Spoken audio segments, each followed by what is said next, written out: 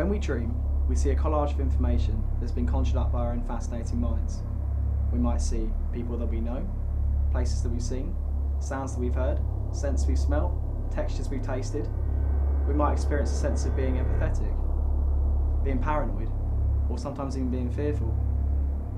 But somewhere along the line, these items get braided and changed.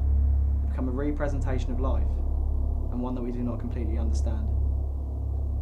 For 8% of the world's population, dreamers experience something much more sinister than the common nightmare. This is known as the condition sleep paralysis. Subjects report that they wake from a dream in the middle of the night, fully conscious. However, they suddenly realise that they cannot move their muscles and their chests have become increasingly more tight, making it hard for them to breathe. In 20% of those cases, subjects have explained that they suffer from terrifying hallucinations. Most commonly, a dark silhouetted figure stumbles towards you. But as you scream for help, you are denied by your jaw that has become locked shut.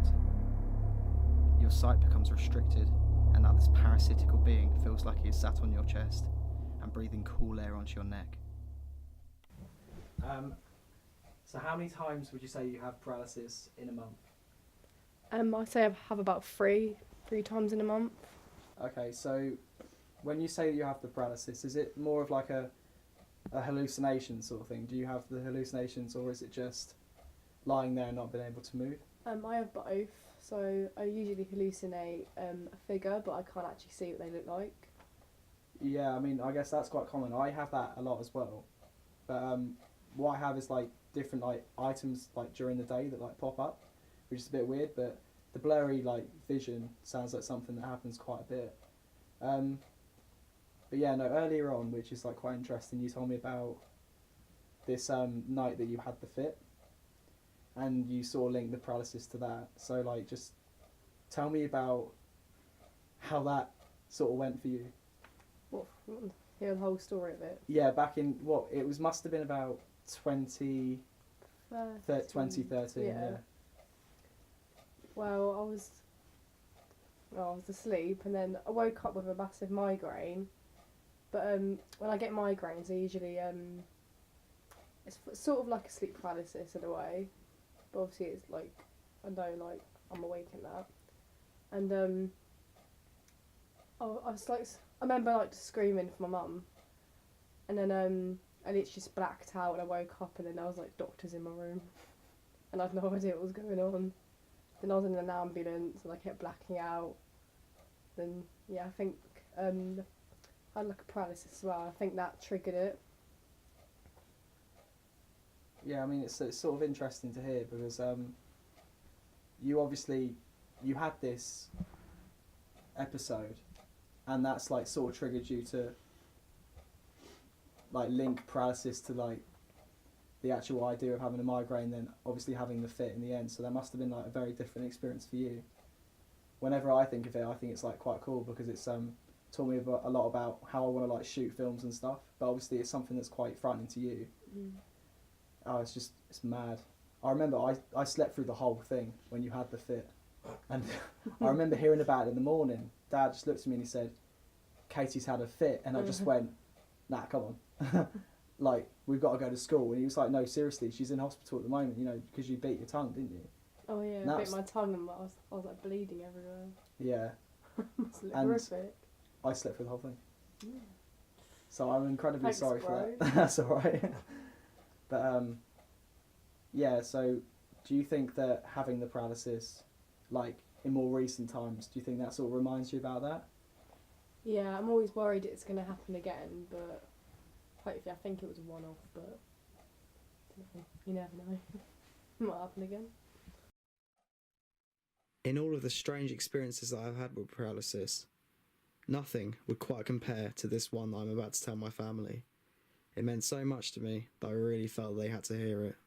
I mentioned it to you a little bit earlier on today anyway, and obviously Nanny's not well, it's not amazing, but that's something that's been playing around on not just my mind, but your mind obviously as well, and all of our minds, you know, because she's not well and she does need help.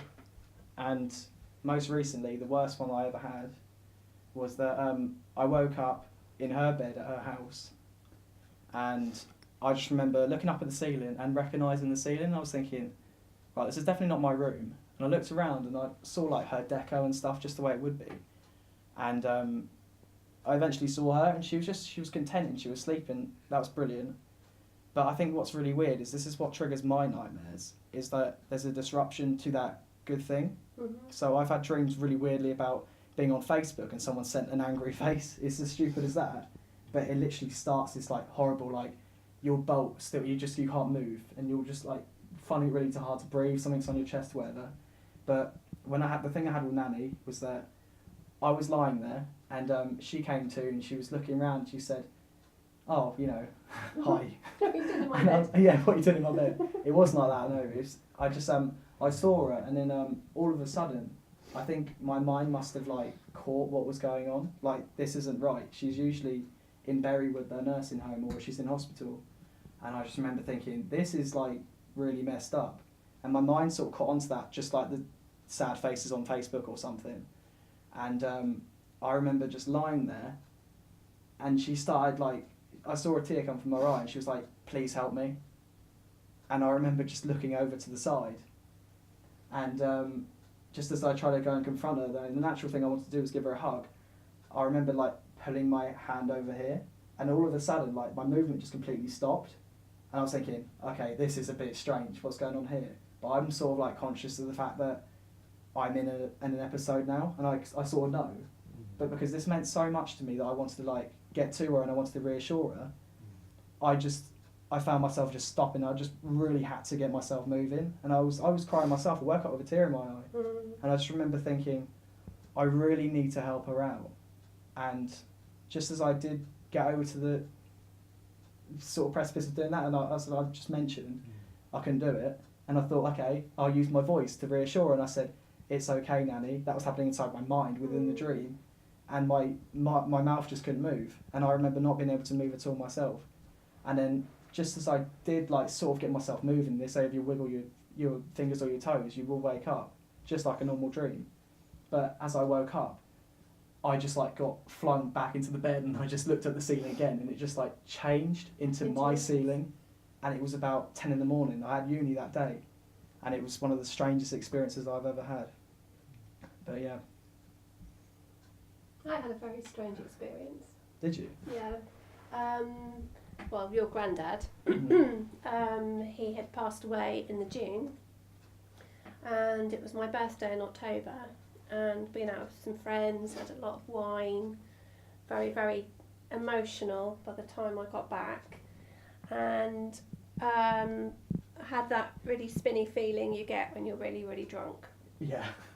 And I wasn't sure whether to go to bed or what to do, to sit up in the chair, but I decided to go to bed. And I lay down and I felt the room spinning. And I went into a really strange sort of sleep. I suppose it's like, I don't know what you call the like initial... sort of semi-conscious, you know, when you go into bed and that's the fifth and final stage. Yeah. That's when your body shuts off. Yeah. So I was kind of like in and out, I suppose. And I remember thinking, I wish my dad would wish me happy birthday. And I just suddenly sort of, came to, I thought, and trapped, just like completely. I could hear Dad next to me, just lying there, and someone hugged me tightly. I felt their arms, and I had whispering in my ear, and I was really scared. And I thought, I need to get some help from Steve. And I couldn't move, I couldn't speak, and all I could do, I remember making a little squeaking noise. And then I managed to get myself out of it. But then I thought, well, maybe it's true what's happening. So I let myself, then Steve was sleeping next to me, there was no one else in the room. So I relaxed back into it again. And I said, obviously I was drunk, this is very controversial. But I said, if you're there, hug me again. It happened again. Yeah. I know, I've never heard that story before. Haven't I told you that? No.